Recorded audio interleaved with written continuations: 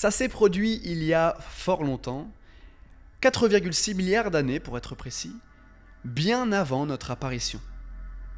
À la périphérie d'un royaume galactique, une force invisible, la gravité, enlaça un nuage de poussière cosmique. De cette étreinte naquirent étoiles et planètes. Surgit alors du néant un roi à la couronne de magma, prêt à établir son règne solaire. Quelques dizaines de millions d'années plus tard, le souverain conquit le cœur d'une reine, notre Terre. Pour sceller leur attraction, la belle adopta la Lune et se fit broder une robe bleue. De leur union et par la force du temps et de l'espace, se développa un germe unique en son genre, la vie. Nous aurons l'occasion de revenir sur la complexité de cette histoire sidérale, pour ne pas dire sidérante, dans une prochaine vidéo.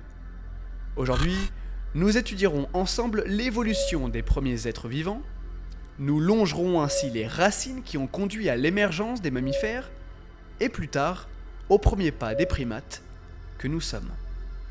Bon visionnage à tous.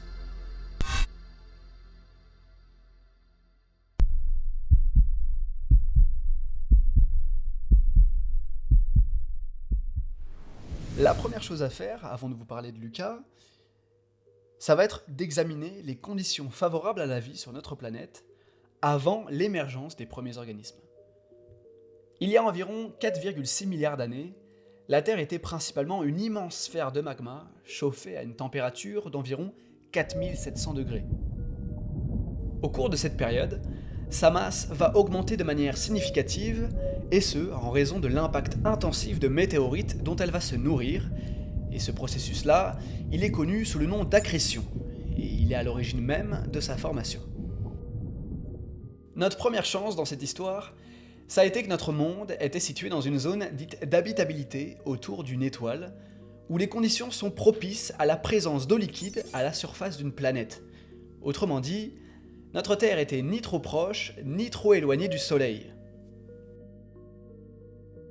Au cours des 30 millions d'années de sa formation, la Terre va progressivement se refroidir et les matériaux lourds, principalement du fer, vont finir par fondre et s'enfoncer au centre de la planète pour former un noyau. Un point crucial qu'il est important de noter, c'est que cette fameuse graine, elle va générer un champ magnétique puissant qui va s'étendre dans l'espace autour du globe terrestre afin de la protéger des particules nocives du vent solaire. Dites-vous bien que sans ce bouclier, les premières sources de vie pourraient ne jamais avoir pu se développer au cours des quelques milliards d'années qui ont suivi. La forte activité volcanique et magmatique de l'époque va également jouer un rôle dans le processus de dégazage du magma. Ça va contribuer à la création d'une atmosphère primitive composée principalement d'azote, de dioxyde de carbone et de vapeur d'eau. Au fur et à mesure, elle permettra de filtrer une partie des radiations solaires nocives et d'améliorer les conditions climatiques. Environ 2 milliards d'années plus tard, dans un système solaire encore instable, une protoplanète nommée Theia va violemment percuter la jeune Terre à une vitesse de 36 000 km/h. Ce cataclysme aurait joué un rôle essentiel dans la création de notre satellite naturel, j'ai nommé la Lune. Mais ce n'est pas tout, car l'impact aurait également perturbé l'inclinaison orbitale de la Terre face au Soleil. Résultat, les zones terrestres les plus froides sont réchauffées tous les 6 mois et vice-versa. Autrement dit, cette dynamique des saisons va diversifier les climats et sera bénéfique pour les éléments naturels. Les temps passent, l'atmosphère primitive, formée par les gaz à effet de serre, va se refroidir et la vapeur d'eau présente au-dessus de l'océan magmatique va se condenser et se transformer en pluie. Il est important de relever une chose, les bombardements incessants d'astéroïdes et de comètes glacées que subira la Terre jusqu'à 3,9 milliards d'années aurait également constitué une source essentielle de vapeur d'eau. Tout ceci va former donc un véritable déluge qui donnera naissance aux premiers océans. Durant ce processus prolongé de refroidissement, le magma en fusion va finir par se solidifier et constituer une couche solide sous la surface du globe, ce qu'on appelle la croûte océanique.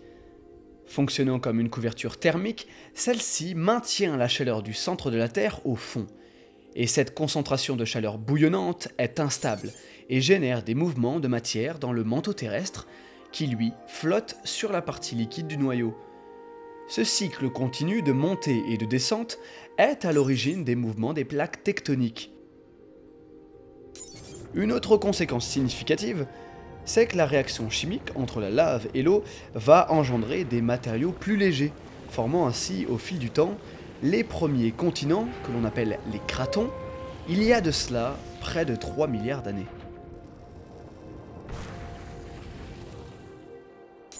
Alors bien évidemment, ce n'est pas le seul phénomène qui va permettre ce que l'on appelle la cratonisation. Au fil des milliards d'années d'évolution, des couches successives de roches vont s'accumuler. Les mouvements des plaques tectoniques vont entraîner des déformations et des changements dans la croûte terrestre. Le métamorphisme des roches va également jouer un rôle essentiel, sans oublier l'érosion et la sédimentation causées par l'eau. En somme, de multiples facteurs géologiques vont permettre l'établissement de la vie sur Terre. Revenons sur le cas de la Lune. À sa formation, celle-ci ne sera pas située à plus de 300 000 km comme c'est le cas aujourd'hui. Non, à ses débuts, la petite grise sera à seulement 20 000 km de notre planète. En conséquence, les forces extraordinaires des marées qu'elle va engendrer sur la Terre contribueront à stabiliser l'axe de cette dernière et surtout à ralentir sa vitesse de rotation qui, à cette époque reculée, engendrait des journées de seulement 6 heures. Tout ce que nous venons d'explorer ensemble, de la position de la Terre dans un système solaire instable, à son interaction avec le Soleil, des conditions climatiques exceptionnelles qui ont marqué les cycles de sa formation, au magnétisme de son noyau, des bombardements ininterrompus d'amas stellaires riches en eau, à la formation chaotique de la Lune, jusqu'aux premières gouttes de pluie, tous ces événements, avec les répercussions en chaîne qu'ils ont entraînées, ont contribué de diverses manières aux conditions propices à l'émergence et à l'évolution de la vie.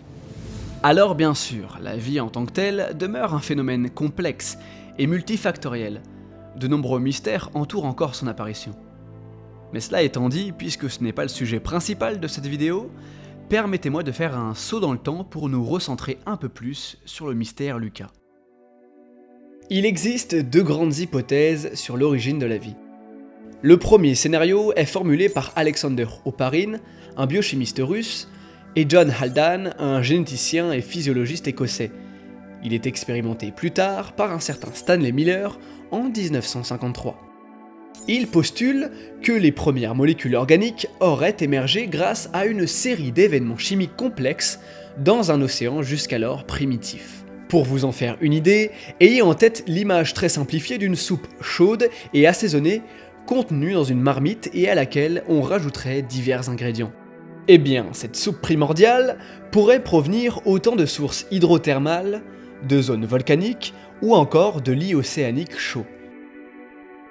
Ces réactions prébiotiques auraient été alimentées par des sources d'énergie telles que la lumière solaire, les éclairs et la chaleur provenant de l'intérieur de la Terre.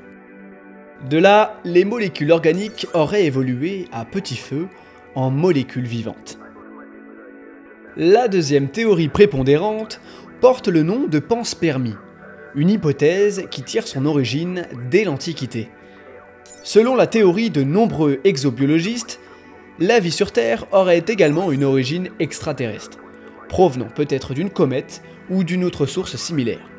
Et quand on considère aujourd'hui le rôle joué par les bombardements durant la formation de la Terre, ainsi que la composition des roches qui se sont écrasées, nous sommes en droit de nous interroger sur leur influence. On ne sait pas précisément comment ni quand les premières cellules biologiques sont apparues sur Terre.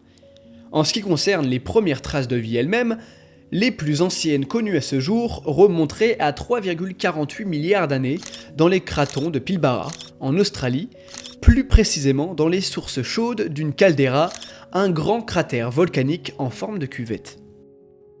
À cette période, la Terre primitive possédait de nombreux gaz, mais une atmosphère sans O2 et sans couche d'ozone pour la protéger contre les rayons UV nocifs à la vie. C'est à ce moment que des structures aquatiques primitives, appelées stromatolithes, tapis de pierre en grec, vont se former. Le résultat de l'activité de micro-organismes capables de résister aux rayons ultraviolets, j'ai nommé les cyanobactéries. A noter que des stromatolithes fossilisés encore plus anciens auraient été découverts au Groenland et dateraient de 3,7 milliards d'années. Qui plus est, ces cyanobactéries sont probablement les premiers organismes unicellulaires au monde. Comme leur nom l'indique, elles font partie du règne des bactéries, le premier des 3 domaines qui divisent le monde du vivant à apparaître. Viendront ensuite les archées, puis les eucaryotes auxquels nous appartenons. Ces formes de vie dites photosynthétiques vont avoir besoin d'un élément essentiel, l'eau, pour produire de l'oxygène à partir de la lumière solaire ainsi que du dioxyde de carbone. Le résultat va donner l'atmosphère oxygénée que nous connaissons aujourd'hui. Si on dit que l'eau est la source de la vie, c'est en partie parce qu'elle agit comme un puissant solvant et facilite de nombreuses réactions chimiques entre les atomes les plus abondants. Ces réactions vont être essentielles à la formation des premières molécules organiques complexes. Parmi celles-ci, on trouve les acides aminés et les bases nucléiques. Les acides aminés vont jouer le rôle de composants de base pour la formation des protéines, des grosses molécules qui seront primordiales aux matières organiques et aux êtres vivants. Quant aux bases nucléiques, elles vont contribuer à la fabrication de l'ARN, puis de l'ADN, des acides essentiels à la transmission de l'information génétique, mais nous y reviendrons dans un prochain épisode. Pour la faire courte, l'association de ces briques élémentaires va permettre la formation des premières cellules, comme nos chères cyanobactéries, qui, en évoluant, créeront divers métabolismes pour assurer leur survie et leur reproduction dans un environnement en constante évolution. Mais revenons, si vous le voulez bien, sur nos 3 domaines du vivant, répartis en 2 types d'organismes.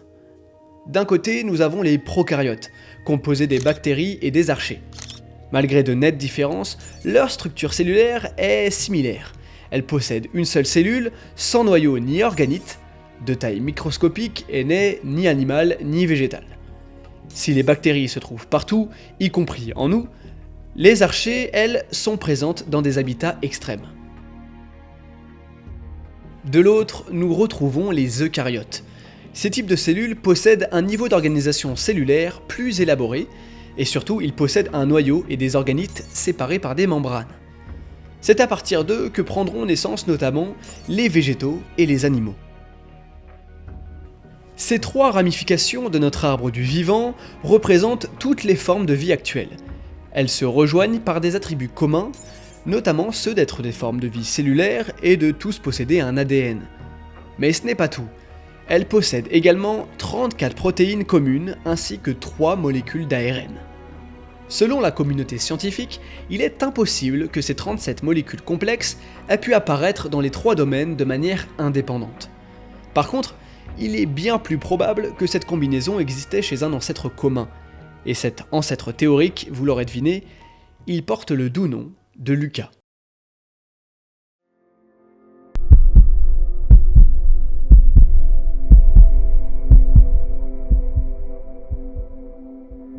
Alors attention, ne le confondez pas avec la première forme de vie. Il s'agit du concept théorique d'une forme de cellule qui pourrait être à l'origine des lignées de vie que l'on connaît aujourd'hui. Une sorte de confluence, un point de rencontre, une racine qui jadis devait être également une branche. Car oui, avant lui, il existait sûrement d'autres formes de vie primitives, mais beaucoup plus simples. Ce César de l'évolution cellulaire devait être autotrophe, c'est-à-dire qu'il devait se nourrir de manière inorganique et minérale, tout comme le font par exemple les plantes. De plus, il devait être anaérobie, autrement dit, il n'avait pas besoin d'oxygène. Il aurait probablement évolué dans un environnement chaud, entre 20 et 60 degrés. Enfin, Lucas devait être capable de s'auto-entretenir et de s'auto-reproduire par division cellulaire. Il aurait par ailleurs possédé une membrane et des acides nucléiques tels que l'ARN ou l'ADN, les deux sujets principaux de notre prochain numéro. Alors, bien évidemment, son existence est remplie d'énigmes, comme tout ce qu'il précède d'ailleurs. Nous avons exploré ensemble les grandes pistes de la formation de la Terre jusqu'aux conditions qui ont permis la vie. Mais tout cela n'est qu'un survol, une brève mise en contexte. Si Lucas demeure la première majuscule de notre histoire et le point final de cette introduction, désormais c'est ici que tout commence. Alors je vous pose la question, êtes-vous fin prêt à savoir qui nous sommes ?